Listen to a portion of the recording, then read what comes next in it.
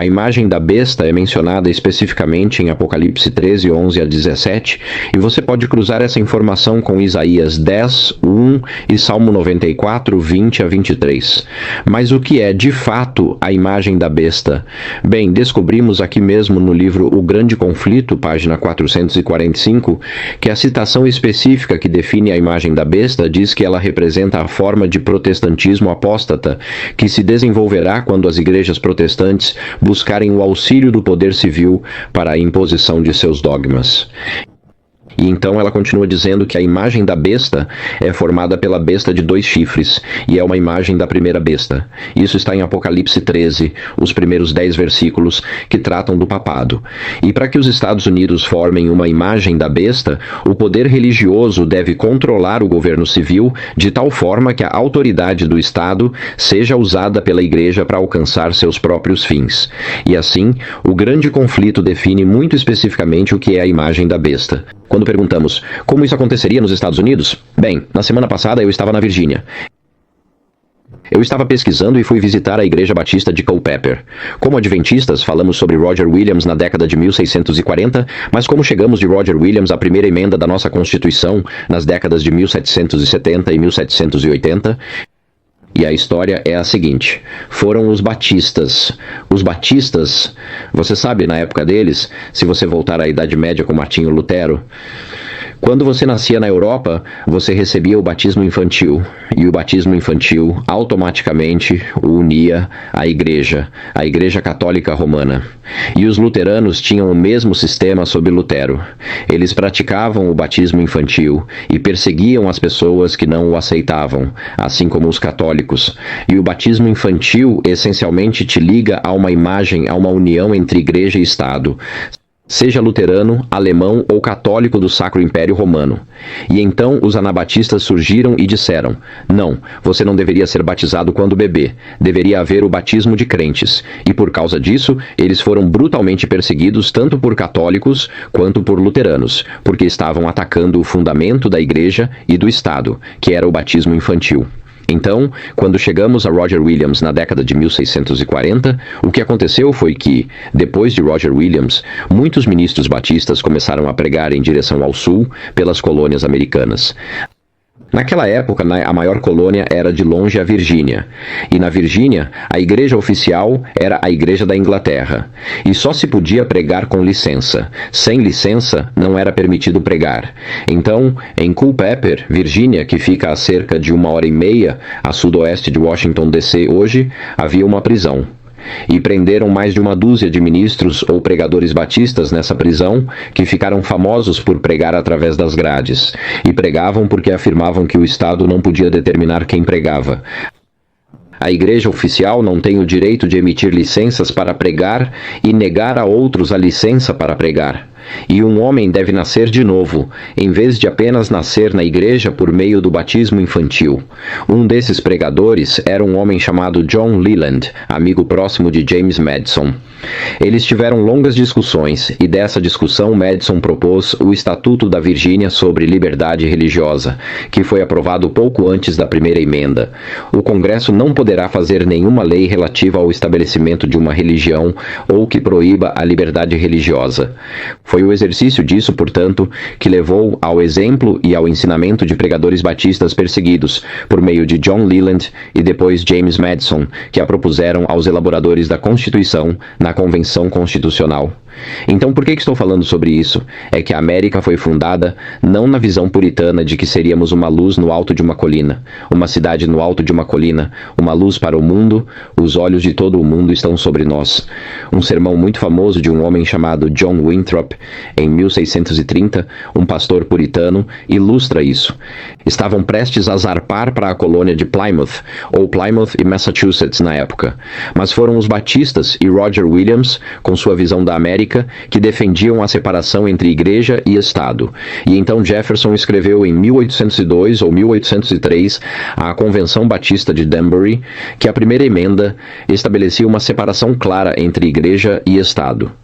O que a América traz ao mundo é a liberdade de consciência e a liberdade de pensar por si mesmo, em vez de ser instruído sobre o que pensar. E na crise final, veremos uma inversão disso. E o que a irmã White menciona aqui, a imagem da besta, é quando o poder religioso domina o poder civil na América. E eles usam o poder civil para sustentar seus dogmas religiosos, que é exatamente o que tínhamos antes da aprovação da primeira emenda. Em todas as colônias, eles haviam estabelecido cada estado tinha sua própria igreja. E a União Estadual, que na época era majoritariamente episcopaliana ou da Igreja da Inglaterra, levou a muita perseguição, algo que existia antes da primeira emenda. Quando a primeira emenda é desrespeitada e o poder civil volta a dominar, assim como o poder religioso, então veremos novamente a perseguição que vimos antes da aprovação da primeira emenda. Veremos a perseguição de dissidentes na crise final. E devo admitir, esqueci qual era a pergunta. Eu continuo falando aqui, mas vou apenas apresentar alguns antecedentes, porque o pastor Batista, que estava compartilhando essa história comigo, disse que, atualmente, nos esquecemos da nossa história. Ele explicou que isso ocorre porque agora estamos conquistando o poder político e não nos importamos tanto com a liberdade religiosa. Ele estava reconhecendo a influência de alguns desses líderes evangélicos, incluindo alguns líderes batistas, sobre o projeto 2025 e o presidente Trump. Os batistas, que tanto sofreram para ter liberdade religiosa, agora vislumbram alguma influência e poder político. Estão virando as costas para a liberdade religiosa. E assim, ainda não vemos a marca da besta na América, mas quando a Constituição americana foi escrita, havia a primeira emenda, que previa a separação entre igreja e Estado. A suposição implícita era de que todos nos Estados Unidos teriam uma visão de mundo cristã e agiriam de acordo com os princípios cristãos. Portanto, seria possível haver separação entre igreja e Estado. Mas hoje em dia, essa visão de mundo cristã não existe mais na sociedade. É uma sociedade amplamente secular. Sem essa visão de mundo cristã, toda a premissa por trás da Constituição americana, que é a própria Constituição, fica comprometida. Só funciona com pessoas morais, como dizia George Washington. Essa premissa já não existe. E é por isso que estamos olhando para pessoas como Charlie Kirk, que confrontou alguns adventistas há cerca de 6 meses. E ele disse: "Vejam", disse ele, "a premissa da cosmovisão religiosa não existe mais." E isso é verdade. Ele disse: "As leis são sempre um reflexo dos seus valores morais." Ele disse: "Então, ou temos leis que refletem uma cosmovisão judaico-cristã, ou temos leis que refletem uma cosmovisão marxista-cultural. Essas são as únicas duas opções que temos agora." E é por isso que vemos essas lutas políticas acontecendo. As leis refletirão a visão de mundo marxista-cultural progressista ou refletirão uma visão de mundo cristã dominionista, que é provavelmente para onde elas irão, sendo que ambas negam a liberdade de consciência. Na verdade, não importa qual veneno você escolha. Ambos são venenos no final das contas. Vemos na América, um espírito em nosso mundo político onde o vencedor leva tudo e há pouco espaço para compromisso atualmente.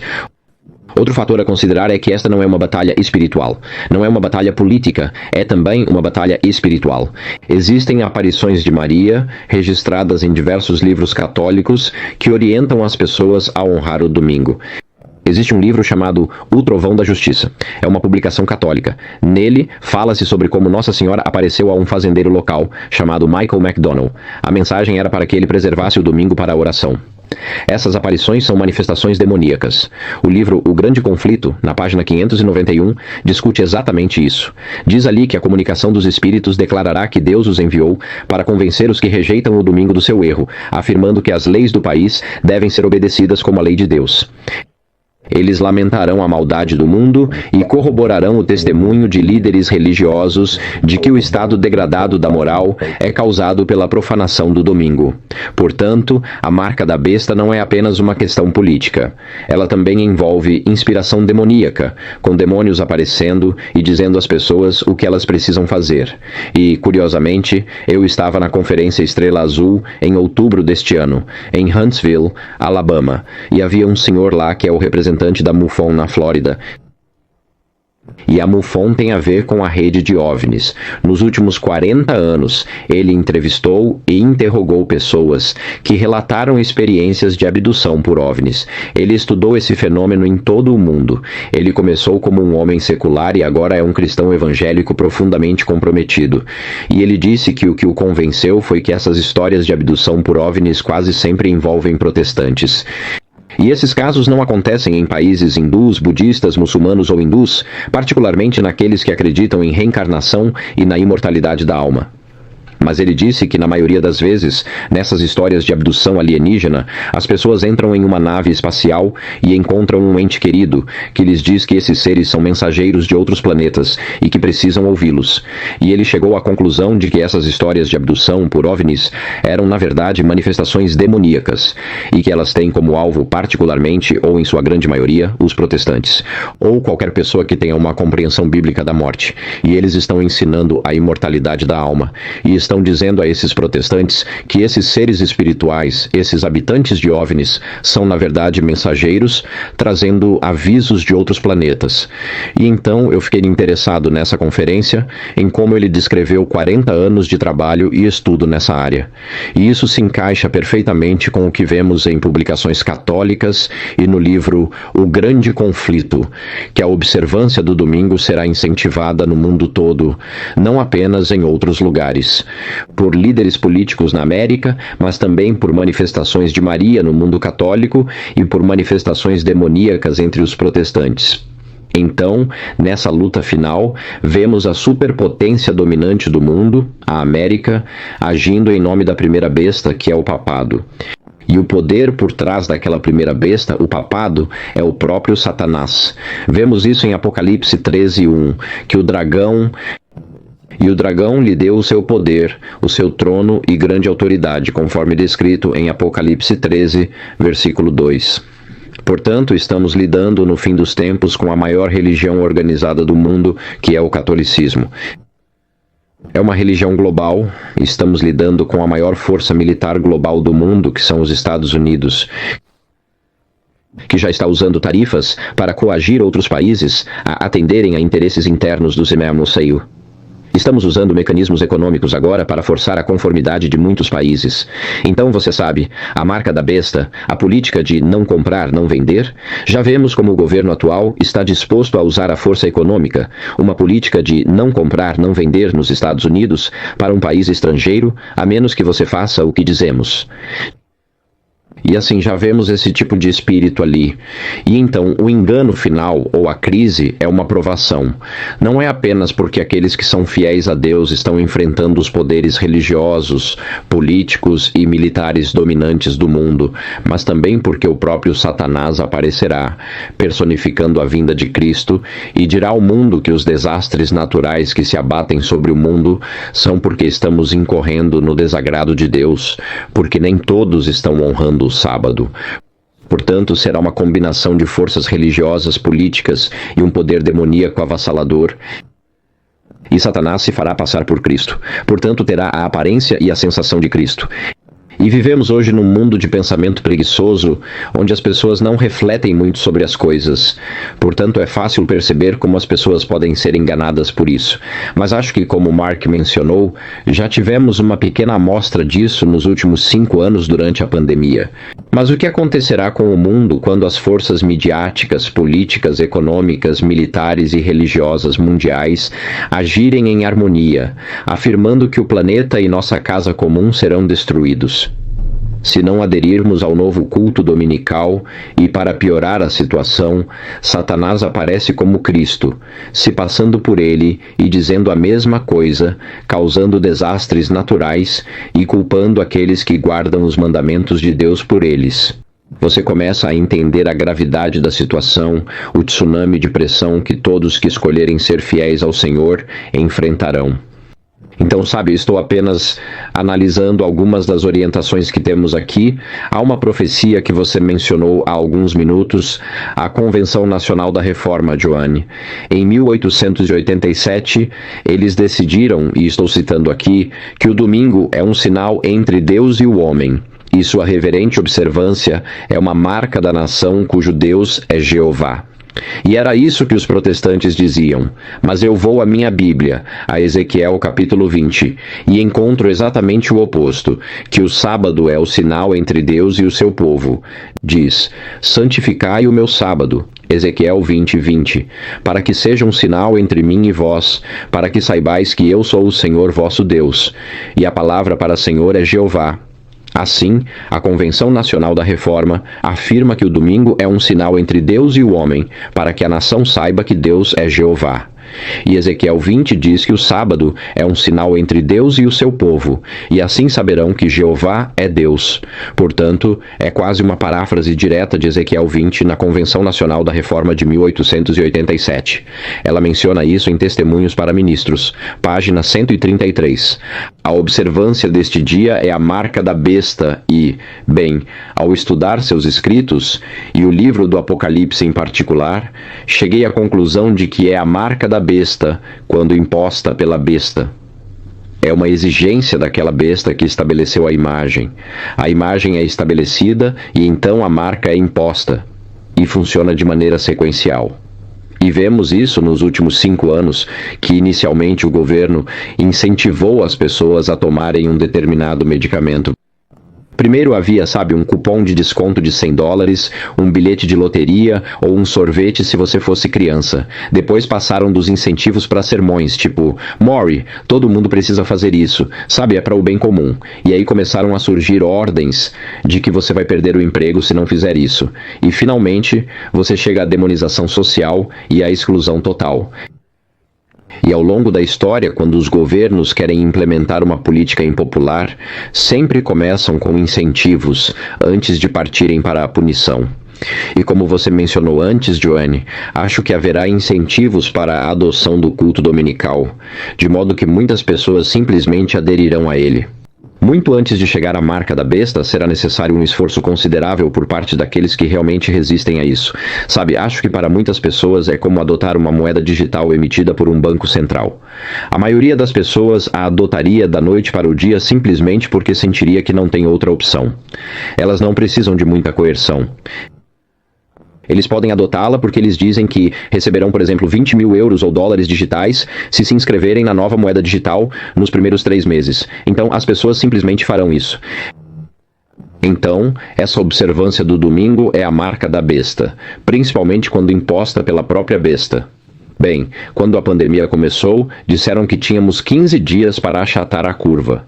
E se eles tivessem dito logo de cara, é isso que vamos fazer, teriam enfrentado muitos problemas sociais. Mas houve uma abordagem gradual, 15 dias para achatar a curva. Então, todos iam para casa, e depois de 10 dias disseram que iriam estender para 30 dias. E então, haveria regulamentações para pessoas que trabalham em escritórios. E em Michigan, onde moro, o Estado emitia uma ordem executiva cerca de 2 vezes por semana, que tinha cerca de 50 páginas de jargão jurídico. E era meu trabalho ler essa ordem executiva 2 vezes por semana e descobrir quais eram os requisitos mais recentes. E como isso foi escrito por advogados, nada era claro. Era sempre ambíguo. E depois de 18 meses de pandemia, você teria um parágrafo que dizia algo como: nos termos do inciso 3 desta ordem executiva, dependendo da cláusula 3DI da seção 65 daquela ordem executiva, mas não obstante a seção 16 da ordem executiva 1143.07 desta data específica, fica determinado que algo assim. E você precisava de um doutorado em ginástica mental só para entender essas coisas. E estava ficando claro. Eu passava talvez 8 ou 9 horas por semana só lendo isso, tentando entender quais eram minhas responsabilidades legais. Mas tudo começou com pequenos passos fáceis, e isso é para a sua própria segurança. E, quando você olha para a história, é incrível a capacidade das pessoas de se iludirem, achando que tudo vai ficar bem. Se você observar, por exemplo, o massacre de Babi Yar, o desfiladeiro nos arredores de Kiev ou Minsk durante a Segunda Guerra Mundial. Os nazistas conquistaram a cidade na Ucrânia e algumas bombas explodiram na cidade. Eles culparam a população judaica e disseram que eles seriam realocados e levados para um desfiladeiro nos arredores da cidade. Eles estavam atirando nas pessoas no topo do desfiladeiro e empilhando os corpos lá embaixo, de um jeito ou de outro. Estavam empilhados de forma muito eficiente, e as pessoas marchavam de bom grado para a morte porque eles diziam que seriam realocadas, e que precisavam entregar suas bagagens, suas joias e assim por diante. Mesmo ouvindo as metralhadoras logo ali na esquina, elas continuavam avançando, talvez com uma pontinha de esperança de que aquilo não fosse realmente o que estavam vendo. E se você analisar os experimentos da prisão de Stanford, realizados há quase 100 anos, verá que muitas pessoas criticaram esses experimentos, mas basicamente argumentaram que as conclusões dos testes psicológicos indicavam que, em qualquer sistema fechado, algumas pessoas tenderiam à dominação, enquanto a maioria tenderia à submissão. E em um ambiente corporativo, em um ambiente de negócios, em uma igreja ou até mesmo dentro de uma família, um pequeno grupo será dominante e desfrutará de sua dominância, se agarrará a ela e buscará uma dominância cada vez maior. E todos os outros, aqueles que não querem se destacar, aqueles que não querem se manifestar, se conformam para evitar conflitos e afundam em uma submissão cada vez maior. E esse foi o resultado do experimento da prisão de Stanford, mostrando que a humanidade é dividida em dois grupos, aqueles que querem governar com mão de ferro e aqueles que se submetem a quase tudo porque não querem ser os que se levantam e dizem não. E eu acho que, dada essa realidade básica sobre a psicologia humana, e vemos o que aconteceu na Segunda Guerra Mundial, onde inúmeros grupos de ciganos, ou seja, povos ciganos, judeus ou outros grupos considerados indesejáveis pelos nazistas, muitas vezes caminharam para a morte, em circunstâncias trágicas. E vimos isso na pandemia. As pessoas se conformaram para evitar conflitos, pouquíssimas quiseram se manifestar e aquelas que o fizeram pagaram um preço alto por isso. E assim você entende como, na crise final, Satanás, que compreende a psicologia humana, sabe exatamente quais alavancas acionar e quais botões apertar para obter a máxima colaboração no fim dos tempos. E acho que começará com as recompensas antes de passar para as punições. Começará com incentivos antes de passar à coerção. E é por isso que, quando se diz que ele deu vida à imagem da besta, é que pode estar formada no papel, mas um dia chegará ao poder com força total. Assim como na Inglaterra, de onde venho, temos leis dominicais em vigor. Só que não há vontade política para dar vida a essas leis. Mas temos leis dominicais que remontam a centenas e centenas de anos. E as leis dominicais nas colônias americanas eram baseadas nas antigas leis inglesas de Carlos II, após a restauração em 1688 ou 1660, e até mesmo antes disso. E muitas nações têm leis dominicais em seus códigos. Elas simplesmente não as colocaram em prática.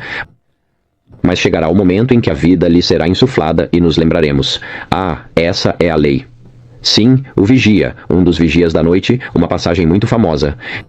E a irmã White comenta sobre isso dizendo em Terceiro Testemunho, página 254.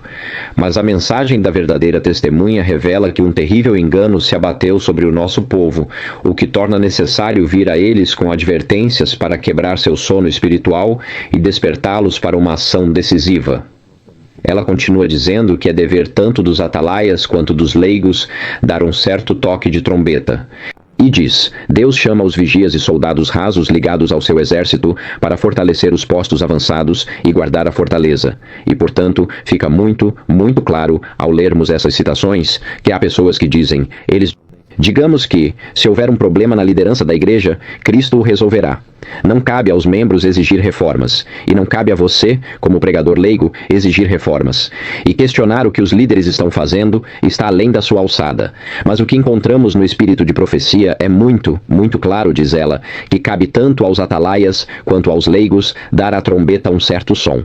Isso significa que Deus chama pessoas que são pregadores e leigos, não importa aos olhos de Deus. Deus chama pessoas que estão dispostas a dar à trombeta um certo som para alertar o seu povo antes da destruição iminente.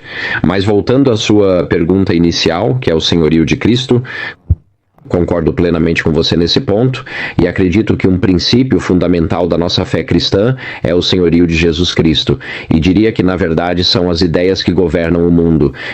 E uma denominação é moldada por seus princípios fundamentais, assim como uma nação é moldada, assim como a vida de um indivíduo é moldada por seus princípios fundamentais. E como adventistas, nós, pelo menos, afirmamos ser apoiadores e defensores da liberdade religiosa, não apenas para nós mesmos, mas para todos. E você pergunta, bem, em que isso se baseia? Bem, assim como um carvalho nasce de uma bolota, todos os ramos da teologia adventista provêm dessa bolota, que é o senhorio absoluto de Jesus Cristo. Como diz a Bíblia, um só é o Senhor, Cristo, e todos os seus irmãos também. Portanto, Cristo é o cabeça da igreja, e toda a autoridade lhe foi confiada. Ele deve ter preeminência absoluta em todas as coisas. E como Maria disse aos servos em João capítulo 2, na festa de casamento em Caná da Galileia, façam tudo o que ele lhes disser. Então, se Cristo é o governante absoluto da igreja, como podemos descobrir a vontade de Cristo para nós? E isso está na Bíblia, na Palavra de Deus. E é por isso que a Bíblia é o nosso padrão de prática e a nossa regra de fé. Pelo menos é o que afirmamos ser. E é por isso que devemos sempre nos perguntar, o que diz a Palavra de Deus? E isso significa que não estamos buscando tradições humanas, não estamos buscando concílios e suas decisões, não estamos buscando crenças fundamentais ou formulações eclesiásticas. Buscamos a vontade de Jesus Cristo para nos guiar e governar em como devemos viver como povo. Então, se me permitem, vou mostrar algo aqui. Há uma citação que me vem à mente. Estou apenas, enquanto falo, procurando. Sim, é de Atos dos Apóstolos, página 68.2. Ela diz ali, a bandeira da verdade e da liberdade religiosa, erguida pelos fundadores da Igreja do Evangelho e pelas testemunhas de Deus durante os séculos que se passaram desde então, foi entregue em nossas mãos neste último conflito. Esse é o movimento adventista. E a responsabilidade por este grande dom repousa sobre aqueles a quem Deus abençoou. Com o conhecimento de suas palavras, então não é assim que ela conclui um parágrafo. Ela diz que a palavra de Deus deve ser reconhecida como estando acima de toda legislação humana.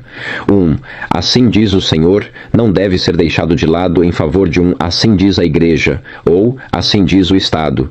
É uma frase fascinante. Assim diz o Senhor, não deve ser deixado de lado em favor de um assim diz a igreja, ou assim diz o Estado. E, portanto, quando analisamos essas questões, o senhorio de Jesus Cristo e sua vontade, conforme revelados nas Escrituras, devem ser supremos na vida do crente e não as decisões da igreja.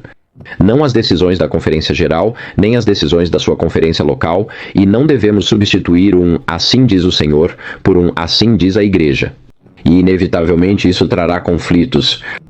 Enquanto Mark compartilhava sua experiência, eu estava justamente encontrando aquele versículo novamente em Zacarias 13 que diz: uma espada de Uaco contra o meu pastor, contra o homem que está ao meu lado, declara: Senhor dos exércitos, fere o pastor das ovelhas, e as ovelhas se dispersarão. E Jesus cita isso em Marcos 14, quando lhes disse: todos vocês se afastarão da minha fé, pois está escrito: ferirei o pastor, e as ovelhas se dispersarão. E se aprendemos algo nos últimos 5 anos, é que quando a imagem da besta é erguida, e quando essa imagem é soprada na vida da besta, ela se transforma em a imagem da besta, o adventismo se dispersará como aconteceu durante a pandemia. Não haverá uma resposta comum. Cabe a nós refletir agora sobre o que defendemos e o que não defendemos. E precisamos nos perguntar agora, temos um assim diz o Senhor em nossas mentes? Estamos prontos para dar um assim diz o Senhor? Estamos prontos para defender a fé que professamos? Estamos dispostos a defender a fé que nos foi transmitida ou não? Porque quando o rebanho é ferido, as ovelhas se dispersam. E quando a marca da besta for imposta, haverá pessoas em posições de liderança que insistirão para que a aceitemos, provavelmente porque dirão que não se trata de uma questão de liberdade religiosa, mas sim de uma questão ambiental, algo assim. E haverá uma imensa pressão, até mesmo dentro do corpo de Cristo, para aceitarmos a marca da besta. E eu acho que a razão para isso é que bilhões de dólares estarão em jogo para o sistema, a estrutura, e eles não vão abrir mão de dezenas de bilhões de dólares por ano só porque você tem alguns escrúpulos sobre lockdowns ambientais, como provavelmente serão chamados. Então acho que podemos esperar, com base em Zacarias 14 e Marcos 14, e no que aconteceu durante a pandemia, que quando a coerção vier, o rebanho será disperso, e todos que assistem a este programa precisam começar a pensar agora sobre o quê? O que defendo? Em que acredito? Tenho algum limite intransponível em minha mente? Tenho clareza sobre essas coisas? E estou disposto a perder tudo pela causa de Cristo?